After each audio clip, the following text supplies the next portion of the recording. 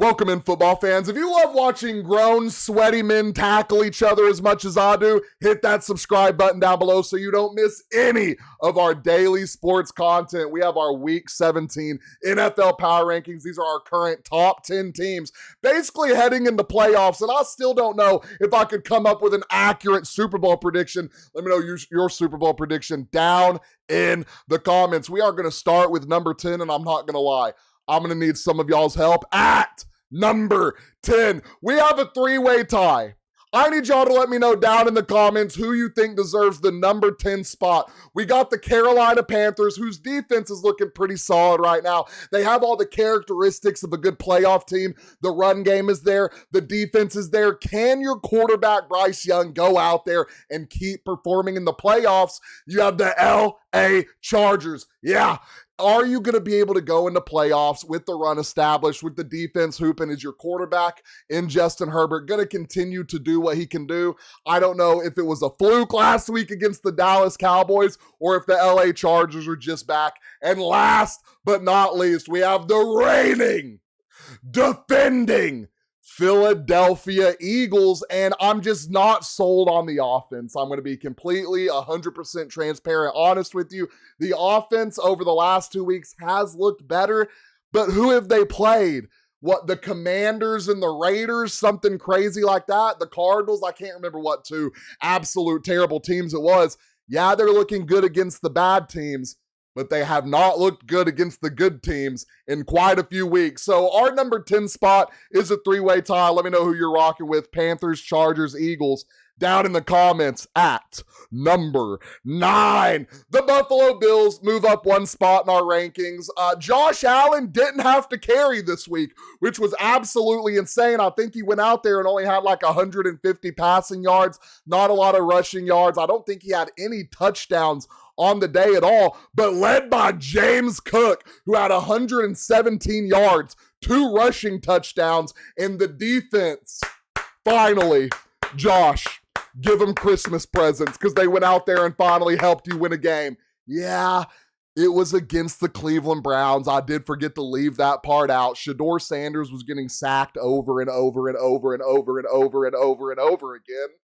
But the defense finally teed up, so we're going to give the Buffalo Bills a round of applause, moving up one spot from 10 to number 9. At number 8, we have the Houston Texans, who, again, not sold on the offense. CJ Stroud does not look like a really great quarterback out there, not like the rookie CJ Stroud everyone was praising, putting in the top 10. This is the next coming of Patrick Mahomes. This is the next coming of Tom Brady. He's so good. He has not looked like that CJ Stroud in 2 years now. And they went to war with a tanking Raiders team. Like, I'm going to be 100% real. I think if the Raiders wanted to go out there and win that game, they could have. Ashton Genty finally showed glimpses of what we've been looking for since he came out of college. Texans moving down 4 spots. I still don't believe in the offense.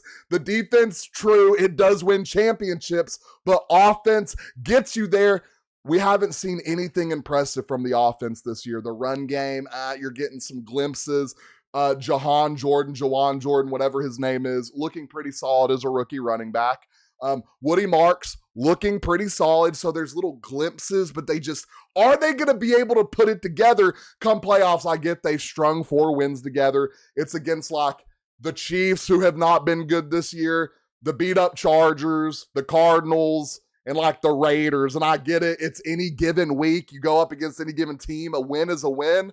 This defense allows them to be in the top 10. And I've said week in and week out, if the offense gets it together, this could be a Super Bowl team. I don't think the offense is going to get it together. The Texans move down 4 spots to number 8.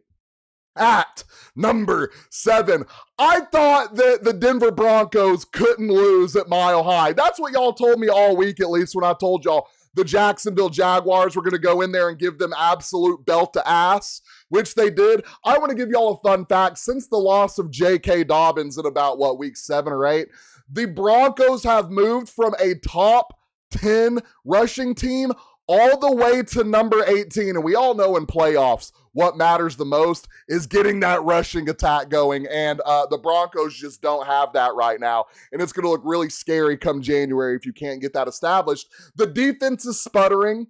It's all over the place. It's not looking as good as it was weeks 1 through 10. It has been falling apart the last few weeks. And then when you pair that with a wide receiver core who has the second most drops in the league at 38, and then you got Bo Nix who can't string 4 quarters of football together to save his life. I just want to say, we do all this hyping up about Bo Nix, and then I see him on a crucial 3rd down, roll out of the pocket and step out of bounds. That is not something I see from Super Bowl caliber quarterbacks. I'm not saying Bo Nix isn't a good quarterback. I still think Bo Nix has a long way to go before he can get this team to the promised land. Can he get it done eventually? Maybe. He's going to have to learn how to string 4 quarters together before I see that happen. We have the Denver Broncos moving down 5 spots to number 7. At number 6, we have the Chicago Bears, Iceman Caleb Williams, who has led the league in 6 winning drives. That is the most game-winning drives from any quarterback this season, and that's why we call him the Iceman, ladies and gentlemen. It was a gritty game against the Packers, okay? I get it. They barely went out there and beat Malik Willis. So they barely went out there and beat Malik Willis. Imagine planning for Brock Purdy, and then out of the shadows, out of nowhere, comes Lamar Jackson. Did I just compare Malik Willis to Lamar Jackson? Yes, I did. You can roast me however you want in the comments, but that is 2 different style quarterbacks. One is going to run a lot more and make plays happen. One is going to sit in that pocket and dime you up.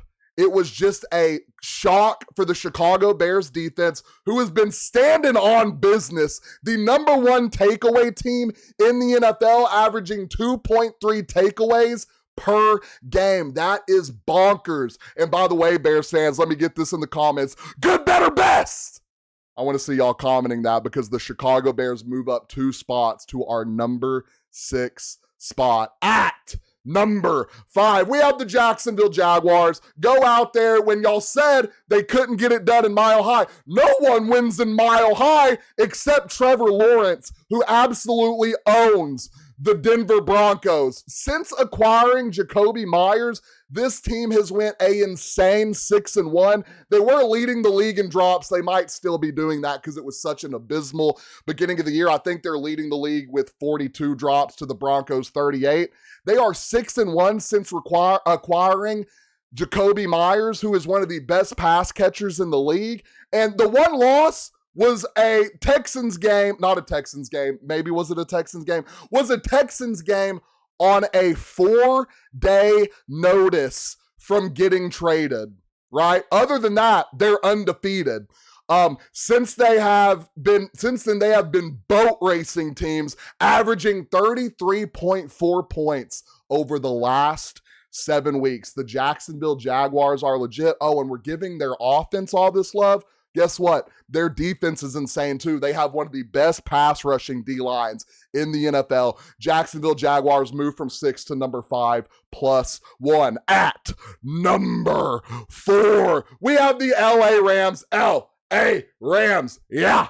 Lost to Seattle. Shout out my Seattle Seahawks fans. Puka Nacua is beyond ridiculous. 12 receptions, 225 yards, and 2 touchdowns. Yeah, we had one of our worst cornerbacks on him the whole game. Our defense got battered and beat up. Stafford, 457 yards, 3 touchdowns. Their X factor was out that game, and it absolutely showed. There were 2 to 3 trips to the red zone for the Rams that ended in 0 points. And Devontae Adams leads the NFL in red zone touchdowns with 12. Does that make me worried come playoffs as we have to see the LA Rams? I'm going to let you decide that. I also want to throw out there that we gave them, after I said absolute B to A. Puka Nacua is absolutely insane, right? Like, the motions they used to get him open, there was one moment he moved from like one side of the hash to the other, and when that happened, I was like, he's about to have like a 50-yard catch and run. And he did that. It's just like little motions that he does completely fluster a defense, and it's absolutely insane. LA Rams move down 3 spots to our number 4 position. At number 3, Brock Purdy and the San Francisco 49ers are insane, moving up 4 spots. I can't disrespect him any longer. Brock Purdy feels like he's Tom Brady in the flesh. The the way he navigates the pocket and just finds anyone open. If you saw that Tongass touchdown where he dragged his feet, catching the ball out of bounds, that was a perfect pass from Brock Purdy, keeping it away from the defender. And they were like, we don't need that touchdown. We're just going to send Christian McCaffrey on a freestyle route, get in the flat and score a touchdown there. This team beats you on the feet. This team beats you in the air. And this team beats you on defense, which, by the way, kind of crazy. 12 players on IR and 4 questionable. This team's been battered and beat up all year. The question is, can they continue to do it? And they do continue to do it because they are one of the best coached teams in the NFL. And I'm talking from head coach all the way down to the guy holding pads in the tackling drills, right? This team is immaculately coached. There's not any insane, crazy level talent over there other than Christian McCaffrey, insane talent. George Kittle, insane talent. Brock Purdy, it crazily exceeds what anyone ever thought he was going to be.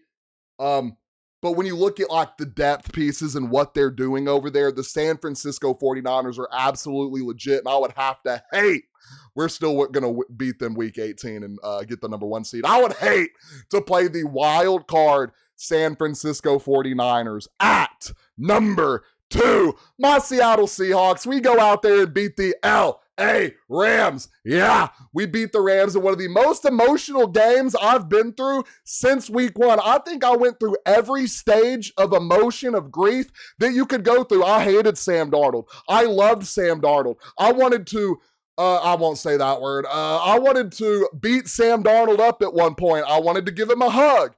That is what this Seattle Seahawks team is riding on right now. What Sam Darnold are we going to get? Because we know what defense we're going to get. The defense is going to go out there, stand tall, make adjustments, and keep us in the game. The run game is absolutely immaculate. If Cooper Kupp doesn't fumble, it might be a different game.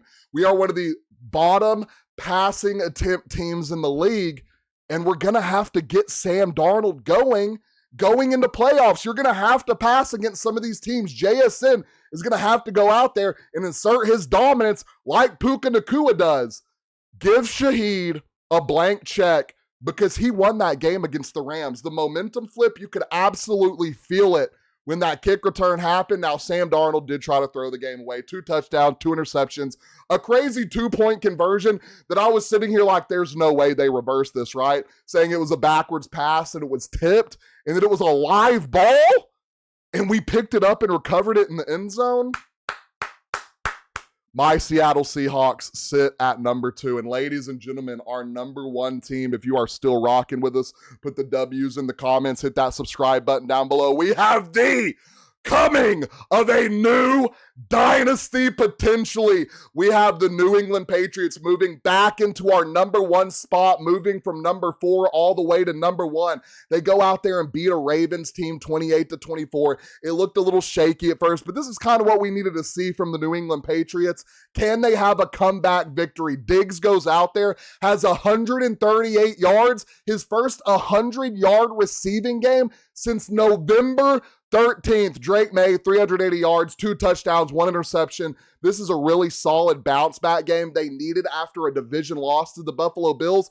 And I've said it all year. The division games have been absolutely insane, all the way from the Dolphins beating the Bills to, well, unless you're the Cardinals, then you can't beat absolutely anybody. The division games have been absolutely amazing this year. It doesn't matter how good or how bad you are in these division games. You are in the fight till the very end. We have the New England Patriots potentially starting a new, and I would love to see Mike Vrabel get him one as the head coach. The way the Titans did him were absolutely dirty, and the way he's turning around the New England Patriots is absolutely insane. Oh, by the way, they can run the ball too. They can pass the ball too. They have one of the best rush defenses in the league, even though they were, didn't look like it against Derrick Henry. It's Derrick Henry who did fumble again. I want to throw that out there. New England Patriots at number 1. Ladies and gentlemen, these are our top 10 teams heading into week 17. If there's someone too high, if there's someone too low, if you think there's someone that should be in or someone that should be out, let us know down in the comments. Don't forget, like and follow.